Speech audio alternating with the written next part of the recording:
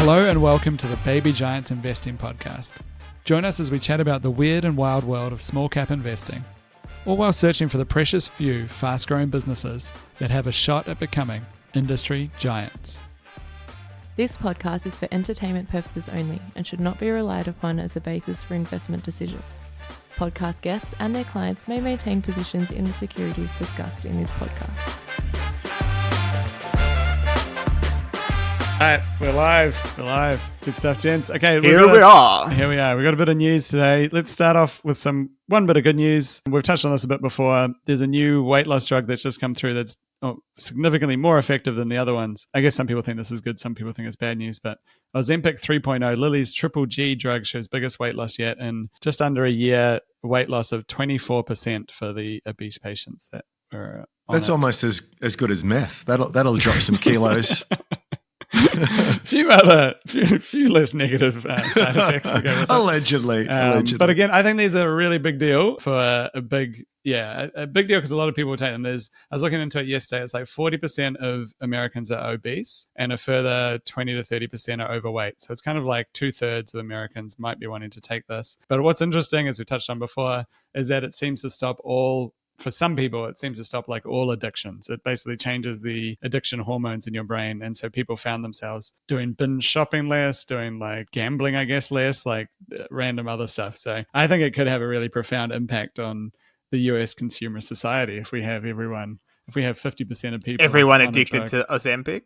Yeah, everyone addicted to Ozempic, but not addicted to anything else. And you're right, it is basically an addiction because as soon as you stop taking it, the effect starts to stop working. So I can't imagine that various business lobby groups would be thrilled with something that stops a compulsion to buy. Is McDonald's going to come out and be like, no, we need to live natural lives, guys. Drugs are really bad. It's like, hey, wait a minute. Are you trying to... I don't know. I think so. I think there's an angle to that. Yeah. It could completely ruin the state government budget if it came rolled out in Australia for gambling. Stopped. But it also, the thing is though, like the problem gamblers are just the minority, but they lose everything kind of thing. Are we talking about property investors again? I thought we were talking.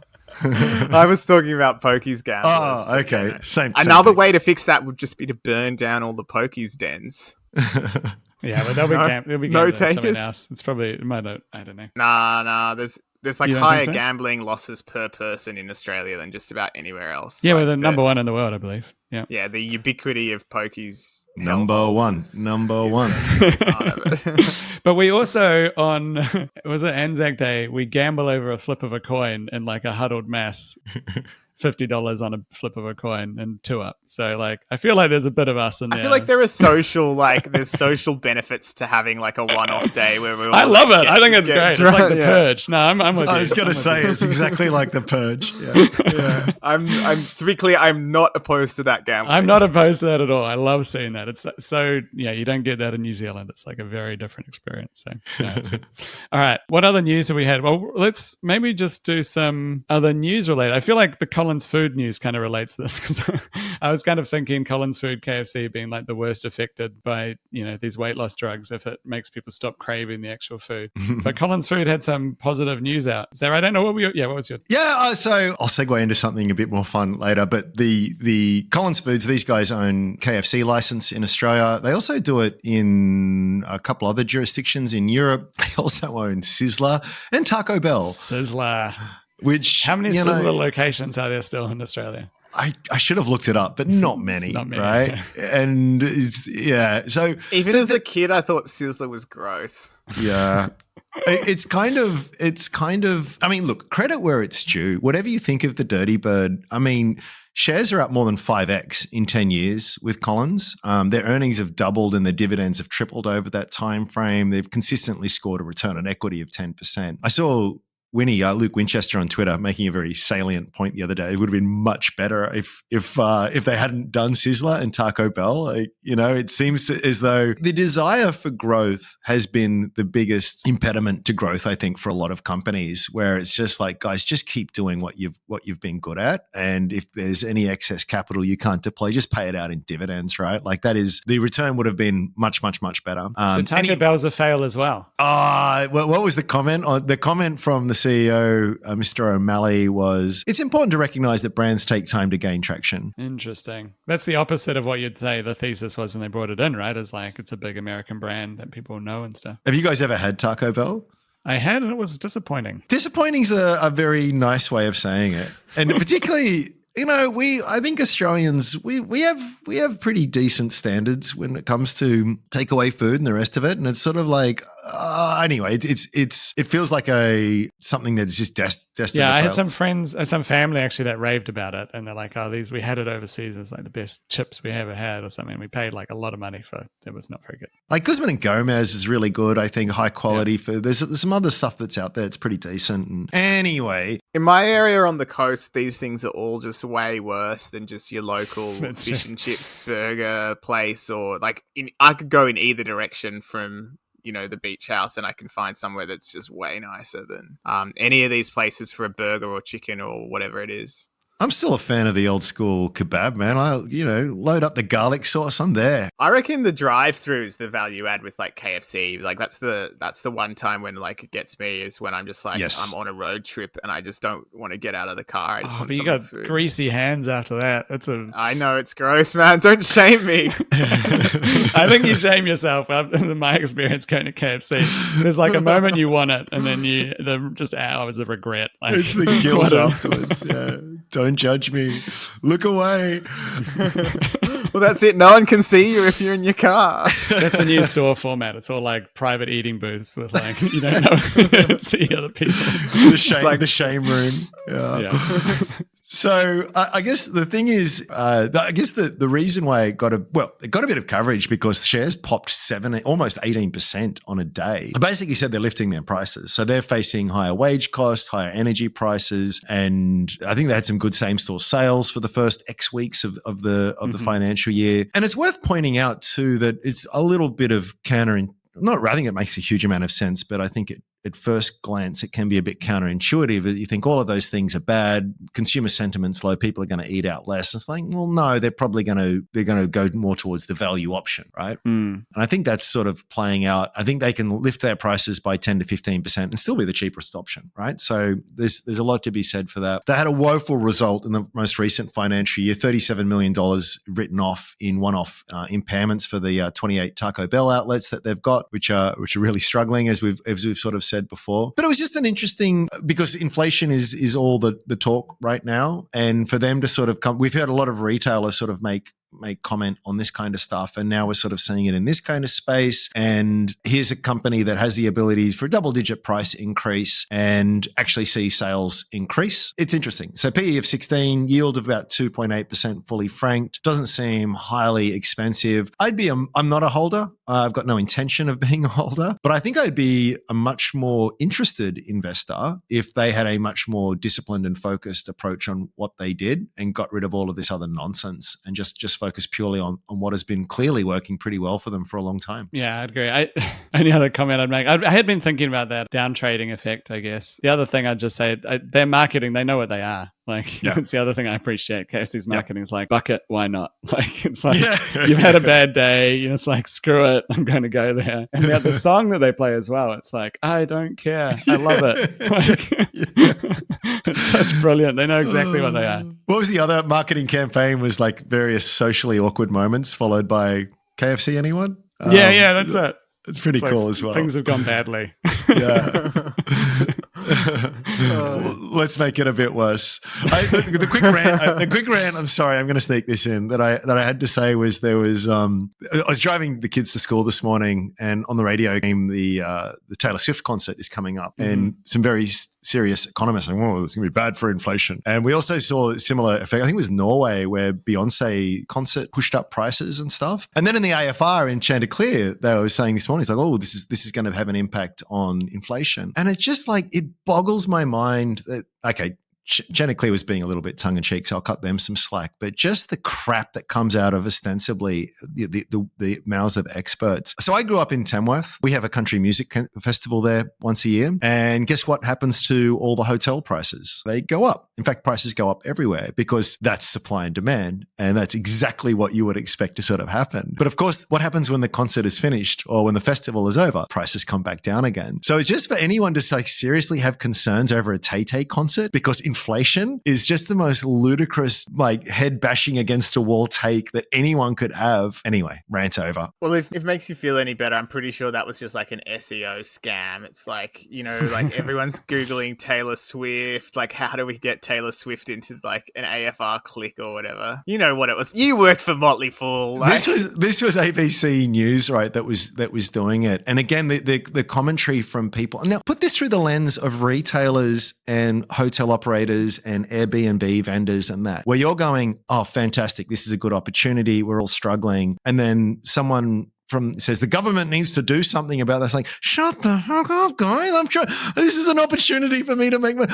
I am not complaining about this, right? This is a good thing. When it rains, the prices of umbrellas go up. When it's hot, the price of ice cream goes up. That is what should happen in a well-functioning economy, I would argue, right? And it's just sort of like, I just think some of these takes from, if it's coming from a 16-year-old who's starting to learn about economics for the first time, I'll cut you some slack. If it comes from the head of the lead economist for a major bank, it's sort of like, kill me now. Yeah. Anyway, okay. rant over. Good rant. Done. No, fair enough. We'll just cover off a couple other quick bits of news. We get into some more small cap stuff. I feel like the Russia coup captured our attention pretty hard over the weekend. Were you guys following that as well? Yeah, definitely. Oh, like a car crash, like that was just sort of like, that was a really big deal, I think. And it's sort of like is so often the case in our 24-hour news cycle world. It's already sort of not being talked about, but it's not over, right? But the fact that it happened is interesting. Now, that's some seriously good news, though, for once. Careful what you wish for. Yeah. I mean, I'm no fan of Putin, right? But like, it's not like it's just sort of like they're all bad warlords and oligarchs over there. The last time we had a collapse in Russia, in the Soviet Union as it was then, it ushered in a long period of peace in the world. Like, it's good. It's a good. Yeah, but it was pretty. Yeah, it was a good. It went the right way, I guess. I'm more cautious as well with Andrew. Like, if we had Wagner Russia come to power, that would be like the worst possible outcome because they're ultra nationalists scary. who want their gripe is that Russia hasn't been committed enough to the war. There's one take I thought was interesting because it's an area where generally it's hard to have a take on these kind of things because it's so hard. Like, there's the fog of war, you don't know what's happening. But I just think particularly this case because literally like there's so many different opposing views of what actually happened. I read a good research piece or kind of update from geopolitical kind of markets commentator. Just gave a story of during World War II,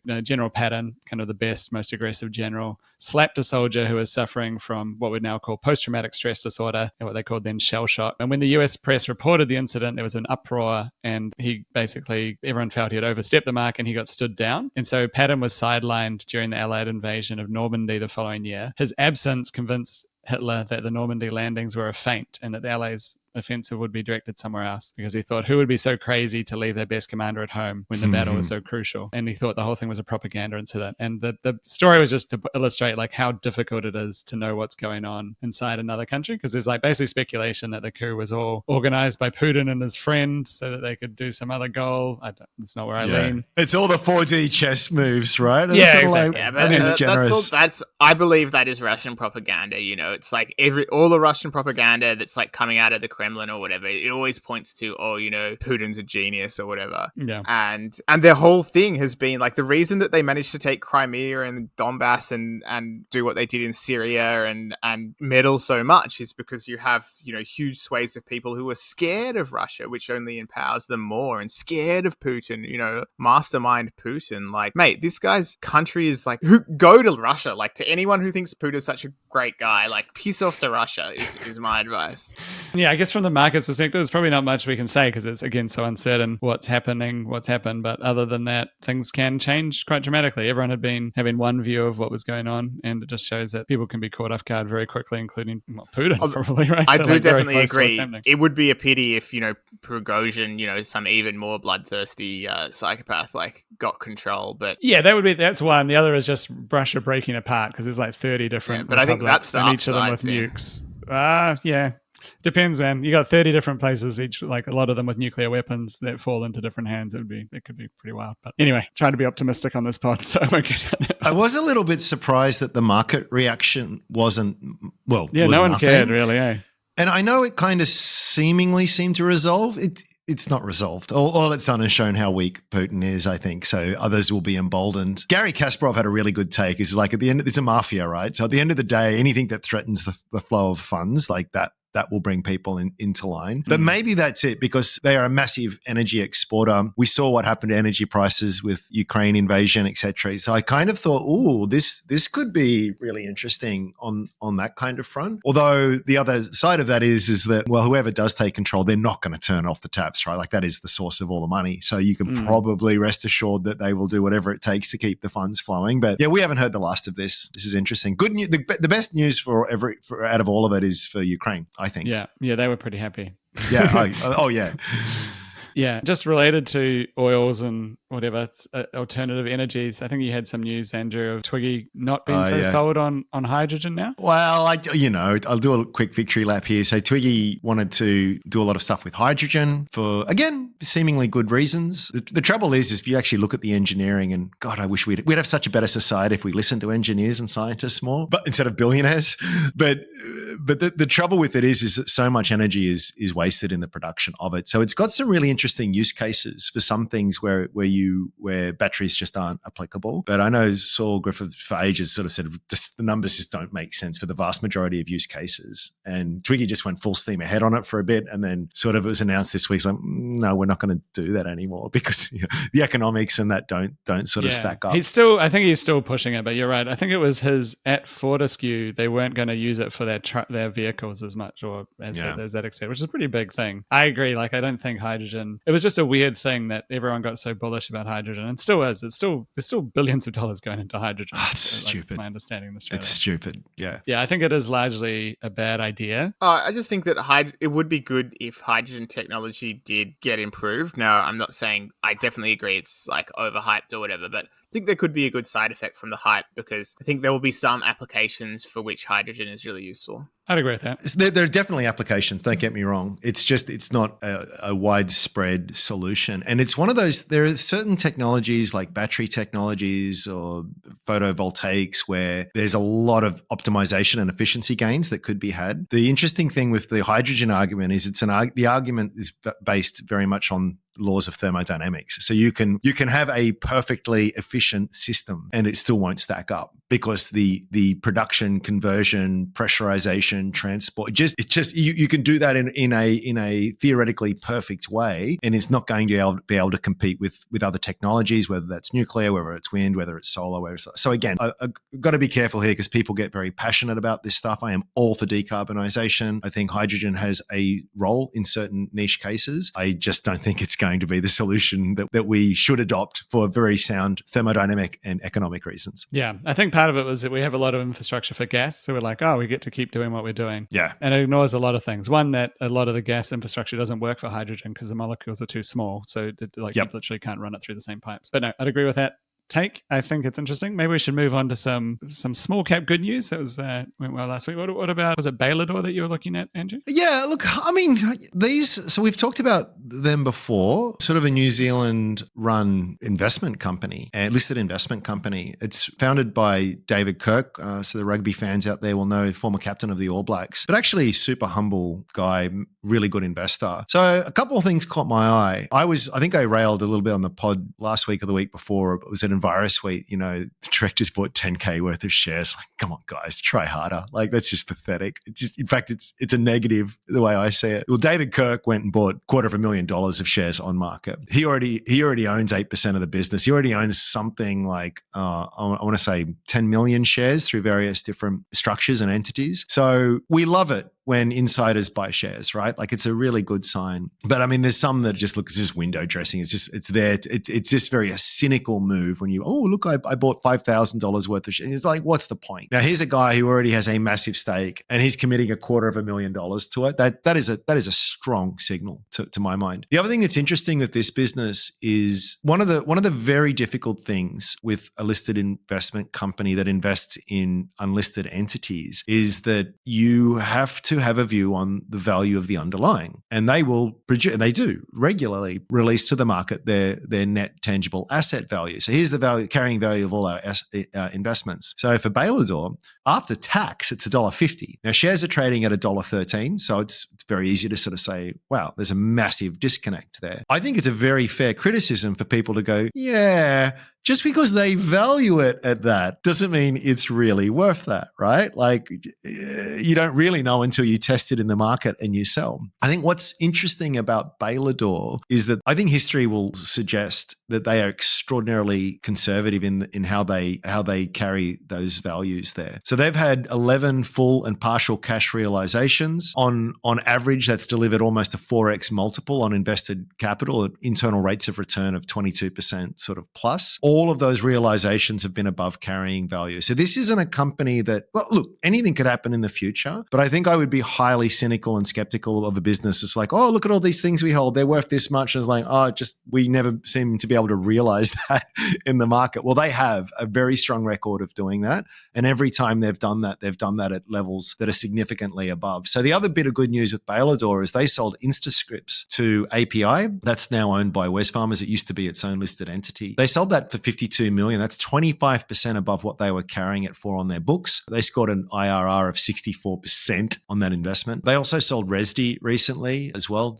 sort of a booking engine, I believe. They sold that to PE. Actually, there's a bit of a nuance in that transaction. But anyway, they sold it to a PE firm for a 46% uplift in their valuation. So I just thought it was interesting from two points that you've got shares that are trading at a massive discount to NTA, which I think you can argue is pretty conservatively pitched. At least history would suggest that. And you've got the largest shareholder buying a very, very significant amount of shares on market. And this is in an environment where tech is on the nose, growth is on the nose, early stage tech especially is on the nose. Well, they're actually proving to be extremely savvy capital allocators so far. I mean, maybe they've had a bit of a purple patch that won't continue. I don't own shares, so I'm not trying to pump this up. Don't know why I don't.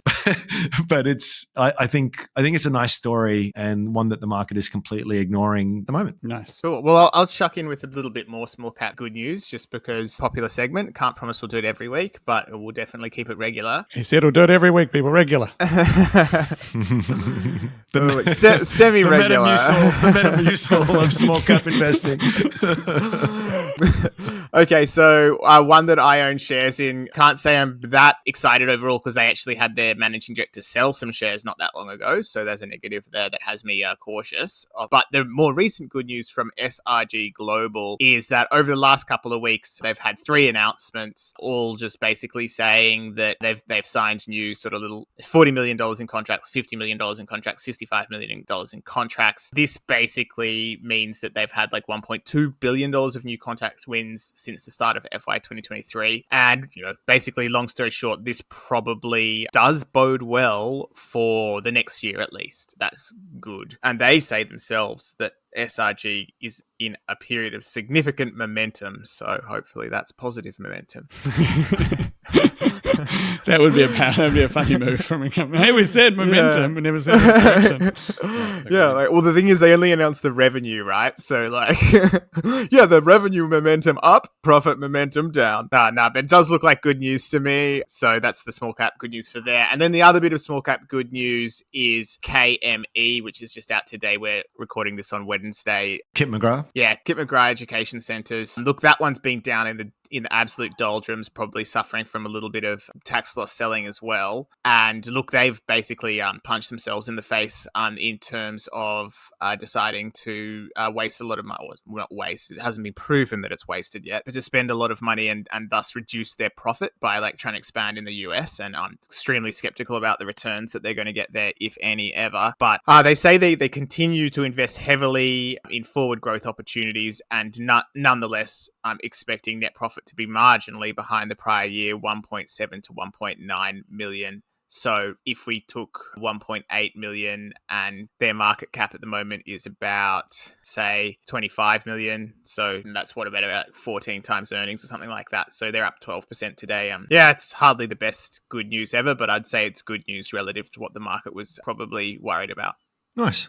Nice. That's solid, man. Yeah, so that's what we got. We'll come back That's to it. all the We'll good keep news? it going in the future. That's all I've got right now. Of course. I'll give you some late breaking sort of good news. Let's do this on the fly. The CPI figures have come out and they're lower than expected, 5.6% in May. Oh, fantastic. Versus my shitcoastal ran. So it was funny though, right? So I love how they do this. So it's basically petrol came down quite a bit and holiday travel came down quite a bit. Just to be negative Nelly for a second, presumably because they're not getting the bookings that they want, so which like prices might be falling. I don't know. But if you strip out those things and you look at the core, there's like 12 different flavors of core, but the one that they're quoting in the AFR that I'm just reading fell from 6.5 to 6.4%. So we're still well over double the top end of the target range. But yeah. That's good because I've kind of been of the view that it would probably come in higher, so higher than expectations. So that is positive. Yeah, rent's up 6.3%. I mean, that's not great. Electricity prices up 14%. Not great. We could probably exclude like power and accommodation though if we really want to get to it, as I've seen a lot of economists like to discuss. Again, another head bashing against wall kind of moment. But yeah, it's housing. Yeah. Still pretty high. But dude, it's Australia, right? House only go up. It only goes up when, even I've accepted that now. I think core is a thing to watch though. That 6.4%, is that, that seems actually pretty high I know it's just where it's been tracking. Yeah, US is tracking a bit over 4% core inflation. Yeah. So But all group CPI down to 5.6. Is that look, right? I'm reading this on the fly. I'm on the ABS site right now. It literally just dropped as we were chatting. So monthly CPI indicator rose 5.6% in the 12 months to May. I do know. It's just like I'm hyper aware of this because my massive ingrained bias is I scan down looking for anything that confirms that. But Isn't the that wrong? significant price rises were housing 8.4%. Housing up 8.4%, which is bad news for me because I'm trying to buy at the moment. No, I expect inflation to come off, but for all the wrong reasons. Because of a recession? Yeah. That's what you do. You break something, right? It's like the amount of, again, speaking of like people who should know better, the number of economists that out there with a straight face say that you need to lose your job for the good of the economy is just like makes my brain explode. I always feel like saying, well, why don't you take one for the team there? Like, why don't you retire and do us a favor? Oh no, not me. Other people should lose their job. It's nonsense. Actually, that housing number that I just said, yes, while it's higher than the rest of inflation, that's coming down massively as well. So the annual change it's dropping. So that's actually looking good in a way as well. I did see that the number of insolvencies are at the highest level in about 5 or 6 years, and like construction sector insolvencies leading that, which is interesting. So again, like things can come down, but you've got to ask, well, why are they coming down? The other thing is if holiday accommodation's coming down, then that might flow through to housing eventually because, the word on the street anecdotally, which I've heard from a few sources now, is that, demand for Airbnb and all that stuff's coming down.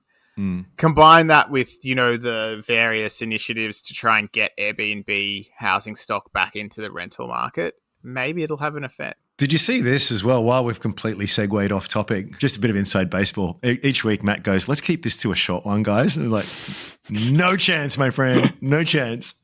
I saw that there was, of the May quarter, so in my neighborhood, Burwood, Strathfield, they had almost a third of properties was sold at a gross loss, right? So before any other expenses, and this is for an average holding period of 6 odd years, reported in the AFR. Now, context matters. 92% of houses sold in that period sold at a gross profit. So again, I'm cherry picking the data there, but that just really sort of surprised me to some extent with the magnitude that 1 in 3 houses held over a 6-year period was sold at a gross loss is kind of staggering. Yeah, that's surprising given I guess, do you think those suburbs were turning over quite frequently at the peak? Is that kind of? Oh, yeah. I mean, yeah. I mean, it's a market I'm closest to, so you see it, and you see these houses being sold at valuations that just make no sense whatsoever. They didn't make sense 5 years ago, so they're even less sensical at this point in time. But it felt like it doesn't feel that surprising to me when from an investment standpoint, if my income on this doesn't even cover my costs. Yeah. And I'm in an environment which is the most aggressive, sustained, significant increase in interest costs in forever. It's like, it feels like a little bit of rationality sort of creeped into things there. And yeah, we'll keep an eye on it. Yeah, makes sense. And yeah, just to clarify, I think the number you saw with inflation before was just stripping out a couple of things. The core inflation slowed to 6.1% from 6.7%. So it was a decent step down in what they term core inflation. Cool. Okay, index inclusions. That's something I've been looking at a little bit this week because, I'm on the content creation treadmill and it's always an interesting thing to monitor, basically. I think you'll remember, Andrew, back in the day when Pro Medicus got into the ASX 200, disclosure, hold it. And it just rocketed, right? Because all of a sudden, there's just all of these new index passive buyers that have to buy it. There's not a ton of liquidity, and boom, there you go. Now, that doesn't always happen. It can always work out differently. So there could be a company like, say, BrainChip gets into the ASX 200. Suddenly it gets cheaper to short sell, I guess. And probably, if anything, changes the dynamic. I think, what was it, Lake Resources? We saw something like that. I think the CEO sold a bunch of shares when it got into the ASX 200 and it just went down ever since. So basically, yeah, it's not like some kind of guaranteed thing. But when you combine, if there's a good quality growth stock or there's a growth stock that's a compounding growth stock, I'd say all else being equal, you probably want to get set in these things before they get into the ASX 200 and ideally not just before, because people will start to front run it once it becomes obvious. So just generally that's something I always keep an eye on, what's the kind of stocks that basically could make it into the ASX 200 in the coming couple of years. So that's what I wrote an article on. It's on the website. For free readers, there are 10 stocks that could make it in the next few years. And then for subscribers, I wrote an article about my favorite one of all, which I won't talk about today. But basically, I did want to talk about some that I think are interesting that could make it in. And the first of those, probably my favorite, is McMillan Shakespeare. Now, this is the salary packaging and novated leasing company. And they've been around forever. I haven't looked at them for so long. Yeah, go on.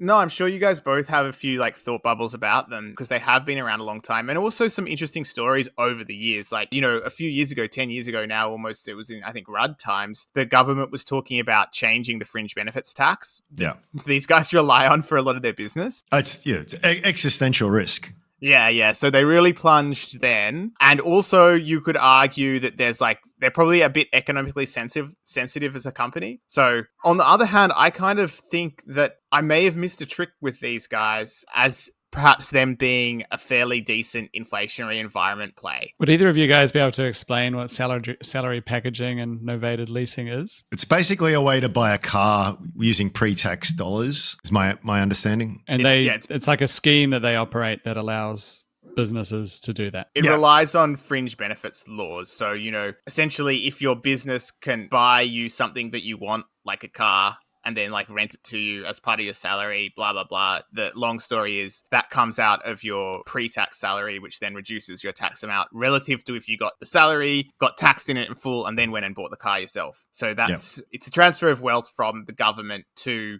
essentially the employee via their corporate overlord. So corporate overlord wins, employee wins, government loses. Hence why, there's some talk that maybe we should stop doing this. But and inevitably it's not the guy on the factory floor that's getting a fringe benefit either. Yeah. So it's one of those classic tax breaks for the rich, or the slightly better off rather. And basically, obviously, with the salary stuff, the sort of expenditure, it kind of all does, in a way, benefit from inflation because the value of the wrangle as the value of cars or whatever goes up benefits. But you also, I guess, take some risks, especially as I understand it, I think they all manage the risk a little bit differently, but essentially there's usually some kind of exposure to the value of used cars as well. And I'm not totally across how McMillan Shakespeare manages that, but essentially, it's a good thing if used car prices are going up, and as I understand it, these kind of companies do all right in an inflationary environment, hence why I feel like I may have missed a trick on this one. And I looked at SG Fleet, which I'm sure does it slightly differently. And essentially I was like, well, if used cars hold up, this thing looks darn cheap. So I would also argue, without having done a deep dive on McMillan Shakespeare myself, just because it's a bigger company and I tend to just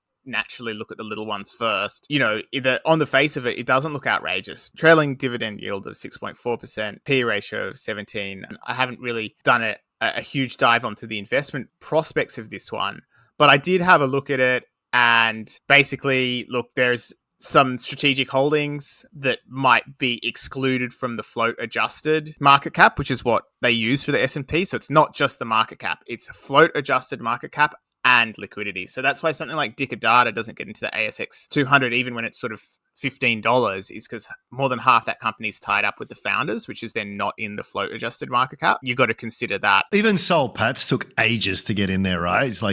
It's a massive company, but it was a liquidity factor. Yeah, exactly. And so according to estimates, the profit for FY 2023 in McMillan Shakespeare is actually going to come down a little bit and then bounce back in 24, 25. Not a huge growth there, but the share price is up.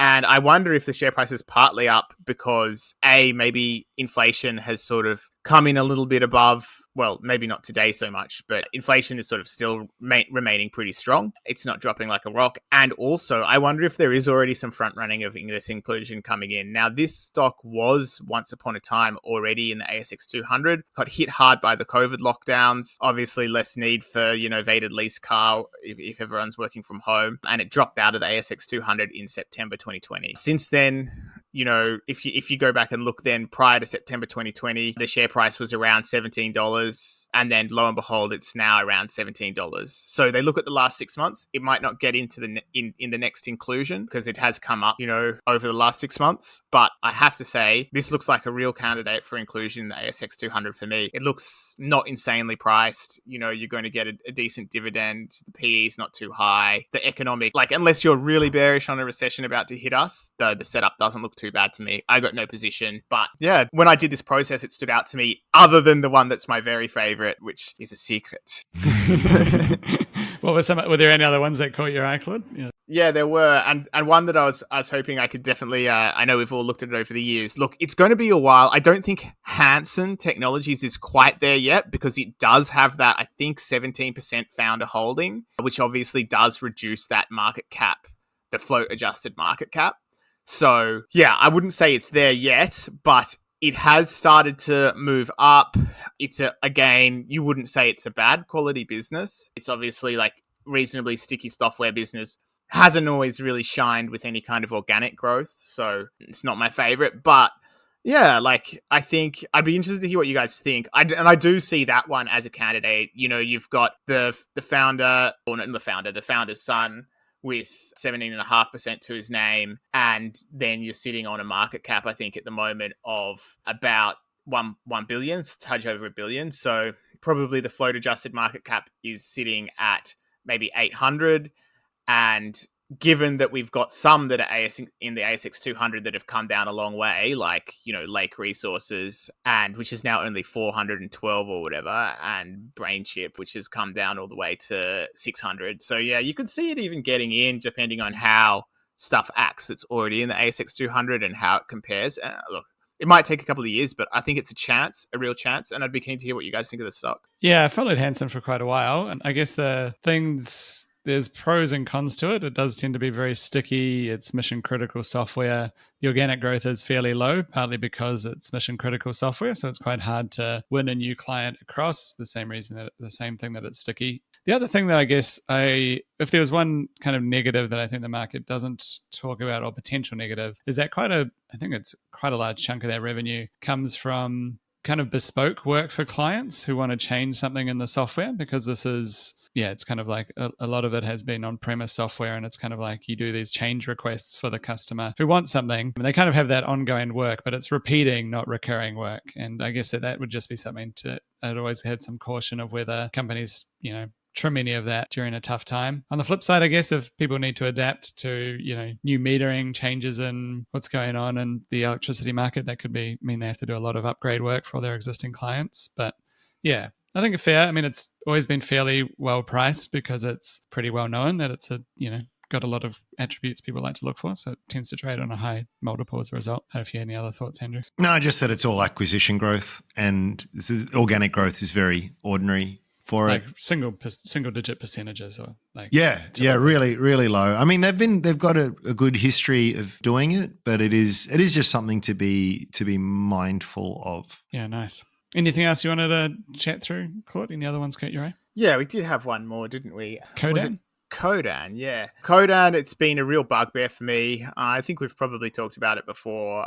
It's really hard to forecast their gold detector sales. Like lots of different moving parts. There's like a big retail audience. There's also other kinds of buyers because they can be for like mine detection and stuff like that. They sell into some really troubled areas of Africa. So I think that they remain troubled. So one of the things that left a bad taste in my mouth is that they were pretty slow to inform the market that the new military overlord of, I think it's Sudan, was denying prospectors the ability to access the gold prospecting areas and taking over that gold itself. So it's huge moving parts there. But however, I think the maybe interesting thesis that you could develop around this is that they diversified into these sort of secure digital communications business, and I look forward to reading the results, but which could be a higher quality business with maybe more of a secular demand tailwind in, basically military applications and high security applications, and obviously, defense against hacking and that kind of thing. So